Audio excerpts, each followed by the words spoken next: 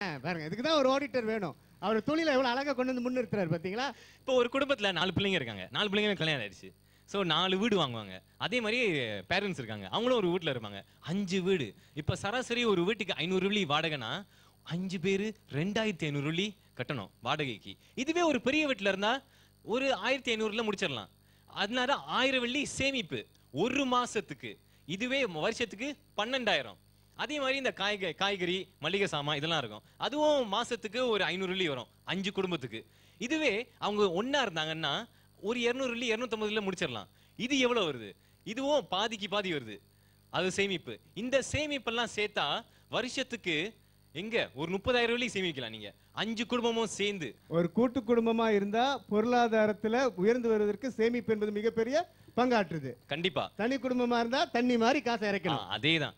அப்புறம் எப்படி இந்த இட்ரிஷால சொன்னாங்கல்ல 3 வருஷத்துல நம்ம நாடு பேங்க்ரப்ட் ஆயிரும்னு. இப்படிதான் 5 பின்ன பாகு பிரிவினை இருந்தா இப்படிதான் 5 குடும்பமா பிரிஞ்சு இருந்தா இப்படிதான் நடக்கும். அதனாலதான் ஒரு குடும்பம் நல்லா இருந்தா சமுதாயம் நல்லா இருக்கும், சமுதாயம் நல்லா இருந்தா மாநிலம் நல்லா இருக்கும், அந்த மாநிலம் நல்லா இருந்தா கண்டிப்பா நாடு நல்லா இருக்கும். இதத்தான் நம்ம பிரதமர் நஜீப் சொன்னாரு 10ஆம் மலேசிய திட்டத்துல ரஞ்சங்க மலேசியா ஸ்புலோ. அதனாலதான் கூட்டு குடும்பத்துல இருந்தா கண்டிப்பா சேமிப்பு இருக்கும். இன்னொன்னு வந்து பெட்ரோல் விலை ஏறிக்கிட்டே இருக்குன்னு சொல்றாங்க. ஏன் ஏறுது? நம்ம நிறைய கார் வாங்கிக்கிட்டே இருக்கோம். இப்ப பாருங்க 5 குடும்பம்னா 5 கார் வாங்குவோம். ஏன் 5 கார்ல போறதுக்கு 2 MPVல போக முடியாதா? 2 MPVல போனா பெட்ரோல் சேமிக்கலாம்ல. கண்டிப்பா பெட்ரோல் வரையும் குறையும். ஒண்டிய முதல்ல ஏன் ஒரு வழிக்கு போகாதா? அதனால கூட்டு குடும்பமா இருக்கும் பொழுது பொருளாதாரத்தில் மேன்மைப்படுத்துவதற்கு சேமிப்பும் பண விரயத்தையும் கட்டுப்படுத்தலாம். கண்டிப்பா. அதனாலதான் நல்லதொரு குடும்பம் பல்கலைக்கழகம். பல்கலைக்கழகம் பல கலைகளையும் கற்றும் கழகம். இதுதான் அந்த பல கலைகளையும் கற்றும் கழகம். அதாவது வீட்டுல இருந்தாலும் கூட கூட்டு குடும்பமா வாழும் பொழுது ஆடிட்டர் வேலை கூட சொல்லி கொடுக்கறாங்க. கண்டிப்பா. அதுக்கு பேர் தான் பட்ஜெட். சித்தப்பன் சொன்னானா என்னன்னா ஒரு கூட்டு குடும்பங்கிறதுக்கு என்ன நீங்க முழுசா அர்த்தம் புரிஞ்சுக்கல. அத்தை மாமா அக்கா வீட்டுக்காரு தங்கச்சி வீட்டுக்காரு இவங்க எல்லாம் சேர்ந்ததுதான் ஒரு கூட்டு குடும்பம். ஒரு 4 அண்ணன் தம்பிங்க இருக்கிற குடும்பத்திலேயே ஒரு எதிர்காலத்தை பத்தி ஒரு நிர்ணயம் பண்ணணும், ஒரு ஏதாவது ஒரு திட்டம் போடணும்னாலே ஆளுக்கு ஒரு கருத்து வச்சிருப்பாங்க. இது சாத்தியப்படுமா? ஏன் தனி குடும்பமா இருந்தா அந்த கணவன் மனைவிக்குள்ள இது சரி இது தவறு, அந்த குடும்ப சரி எதிர்காலத்து திட்டத்தெல்லாம் போடுறதுன்னா தனி குடும்பம் தான் முடியும். கூட்டு குடும்பத்துல அது சாத்தியமே படாது. எல்லாத்திலும் ஒன்று சொல்லிக்கிறேன், குற்றம் பார்க்கின் சுற்றமே இல்லை. முன்னோர்கள் சொன்னது இவங்களுக்கு ரொம்ப பொருந்தும். குற்றம் பார்க்கின் சுற்றம் இல்லை. இவங்களுக்கா இரு தரப்புக்கும் 2 தரப்புக்கும் பொருந்தும்.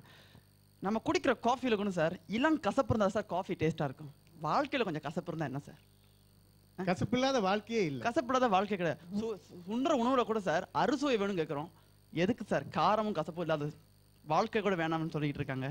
ஓகே, அடுத்து சார் எனக்கு 2 கேள்விகள் சார். அந்த தரப்பு ஒன்று கேட்கணும், இந்த தரப்பு ஒன்று கேட்கணும். முதல்ல தனித்தோட கேட்போம்.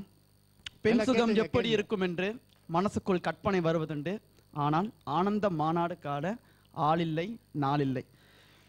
எங்களுக்கு இந்த பௌதிக வாழ்க்கையில எல்லாரும் குடும்பம் பெற்று தாம்பத்திய வாழ்க்கை ஈடுபட்டு சந்ததியின பிறகு நம்மளுடைய ஆசாபாசம் நமக்கு இருக்கும். எனக்கு என்ன கேள்வினா சார், இந்த 5 பேரும் அல்லது இவர்களை ஒருமித்த கருத்து கொண்டோர் அனைவரும் புலனடக்கிய துறவிகளா? அடுத்து துணையின்றி சார் இந்த வாழ்க்கையில போக முடியாது. வயசானாலும் சார் ஊன்றுகோல் தேவை, அதுவும் துணை தான். ஆனா அது உயிர் இல்லாத துணை. உயிர் இருந்தா எவ்வளவு நல்லா இருக்குன்னு அந்த வயதான காலத்துல எல்லாத்துக்கும் தெரியும். ஸோ துணை இல்லாத வாழ்க்கை கிடையாது. ஆனா இப்ப கலாச்சாரம் வந்து எப்படி சார் இவங்க எப்படி வாழ்றாங்க? கேர்ள் ஃப்ரெண்ட் பாய் ஃப்ரெண்ட். நம்மளுடைய கலாச்சாரத்துக்கு ஒத்து வர சார். நம்மளுடைய இந்திய கலாச்சாரம் அத்தகைய கலாச்சாரத்தை வளர்க்கவில்லை, அதை வேண்டாம் என்கிறது.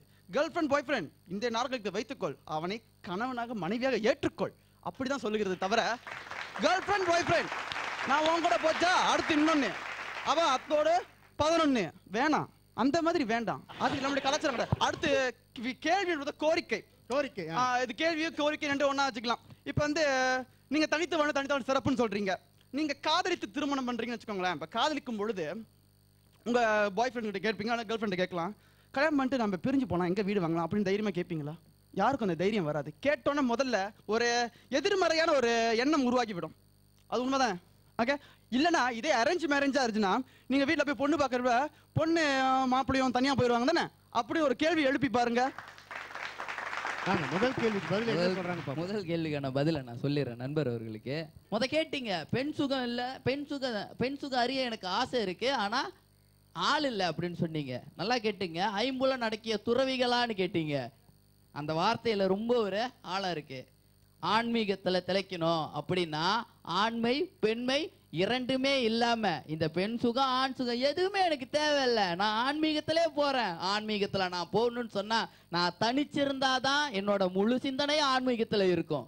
பெண் சுகம் ஆண் சுகம் தேடி போகணும் அப்படின்னு நாங்க முடிவு பண்ணியிருந்தாக்க தனித்து வாழ்றதுடைய தனித்துவத்தை பத்தி பேசுறதுக்கு நாங்க இங்க வந்திருக்கே தேவையில்லையா? நாங்க உங்க அணியிலயும் உட்காந்து பேசி இருக்கலாமே. எங்களுக்கு அது கிடையாது, எங்களுக்கு அது தேவையும் இல்லை. நீங்க ரெண்டாவது கேள்வி பதில் சொல்லுங்க. பொண்ணு பார்க்க போறப்ப இந்த கேள்வி அங்க கேட்டா அவங்க என்ன பதில் கொடுப்பாங்க, அவங்களோட முகபாவனை எப்படி மாறும்னு சொல்லி தம்பி நாகேஸ்வர ராவ் கேட்டாரு. அவரு கேள்வி ஒரு கால் நம்மளை சிந்திக்க வச்சாலும், அந்த பொண்ணு பார்க்க போறப்ப ஒரு குடும்பம் தானே கூட போகுது, ஒரு கூட்டு குடும்பம் தானே கூட போகுது. அண்ணன் அண்ணி அம்மா அப்பா எல்லாரும் போய் தான் அந்த பொண்ணை பார்க்குறாங்க. என்னன்னாக்கா அந்த பொண்ணு நம்ம வீட்டுக்கு வரப்போகிற பொண்ணு எல்லா விதத்துலேயும் சிறப்பாக வருவாளா, அமைஞ்சி வருவாளா அப்படின்னு ஒரு எதிர்பார்ப்போட போகிறாங்களே தவிர, ஏன் அந்த கல்யாணத்துக்கு முன்னுக்கு அங்கே போய் பிரிக்கணும்னு அந்த கேள்வி வருது? ஸோ இப்போ இந்த கேள்விலாம் கேட்கறது கூட்டு குடும்பக்காரங்க தான். கண்டிப்பா சார். நல்லா கேள்வி தப்பா கேட்டாரு. கூட்டு குடும்பக்காரங்க தான் இந்த மாதிரி குழப்பத்தெல்லாம் உருவாக்கிட்டு இருக்காங்க. தனி குடும்பத்தில் உள்ளவங்க போயிட்டு நீ தனியா வருவியா வரமாட்டியா இப்படிலாம் கேட்க மாட்டாங்களாம். நம்ம ஒரு பொண்ணை பார்க்க போகும்போது அந்த பொண்ணு அழகா இருக்கான்றது முக்கியம் இல்லை, முகத்தளவு முக்கியம் இல்லை, அகத்தளவு தான் முக்கியம். இந்த பொண்ணு பார்க்க பெரியவங்க போறது சும்மா பொண்ணை மட்டும் பார்த்துட்டு வர மாட்டாங்க. அந்த குடும்பத்தில் உள்ளவங்க எப்படி, அவங்க நடவடிக்கை எப்படி, இந்த பொண்ணோட நடவடிக்கை எப்படி, இதெல்லாம் விசாரிச்சுட்டு தான் அந்த பொண்ணை பார்க்க போகிறாங்க. ஏன்னா இந்த பொண்ணு நம்ம வீட்டுக்கு விளக்கேற்றி வர்றவ, நம்ம குடும்பத்தை நல்லா பார்த்துக்கணும், நம்ம கௌரவத்தை நல்லா நிலைநிறுத்தி வச்சுக்கணும், நம்ம மகனை வயசான காலத்தில் நம்மளை இவங்களாம் நல்லா வச்சுக்கணும்னு சொல்லித்தான் அந்த பொண்ணை பார்க்க போகிறாங்க. பார்த்து அவனுக்கு கல்யாணம் பண்ணி வைக்கிறாங்க. கல்யாணம் பண்ணி வந்தோடனே கொஞ்ச நாளைக்கு நல்லா தான் குடும்பத்தோடு இருக்குது, ஒத்து உழைச்சி. அப்புறம் என்ன ஆகுதோ தெரியாது, மகனை கூட்டிக்கிட்டு போயிடுது. இது ரொம்ப வேணாங்க, எங்கள் பக்கத்து வீட்டில் நடந்த கதை நேற்று வரைக்கும் நடந்துக்கிட்டு இருக்கு, இன்னைக்கு வரைக்கும் நடந்துக்கிட்டு இருக்கு. வயசான அம்மா ஒருத்தவங்க 2 மகன், ஒரு பிள்ளை கல்யாணம் பண்ணி கோலம்பூர் பக்கம் வந்துட்டாரு மனைவி கூட்டிக்கிட்டு. அந்த வயசான அம்மா இப்போ நடக்க கூட முடியல, உட்கார கூட முடியல, அப்படியே தள்ளாடுறாங்க, சாப்பிட முடியல. நேற்று குளிச்சு ஒரு வாரம் குடியாச்சுன்னாங்க.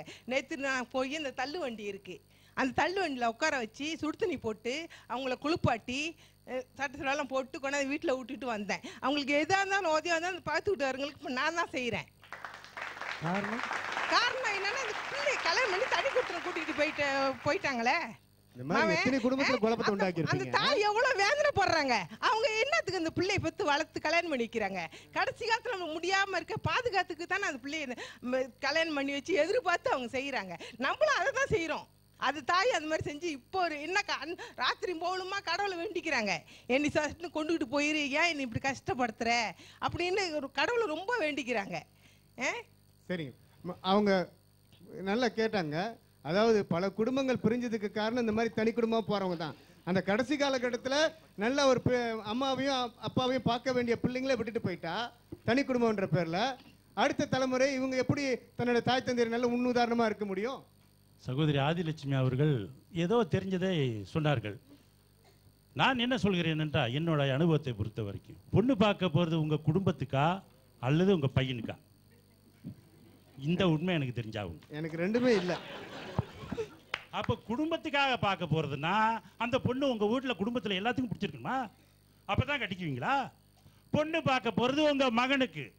மகனே சுரேஷ் ரமேஷ் பிடிச்சிருக்காயா பொண்ணுன்னு கேட்குறீங்கல்ல, எது கேட்குறீங்க? அவனுக்கு பிடிச்ச பொண்ணை தானே நீங்கள் கல்யாணம் பண்ணி வைக்க போகிறீங்க. உங்கள் குடும்பத்தில் எல்லாத்துக்கும் சேர்த்தா கல்யாணம் பண்ணிக்க போகிறீங்க.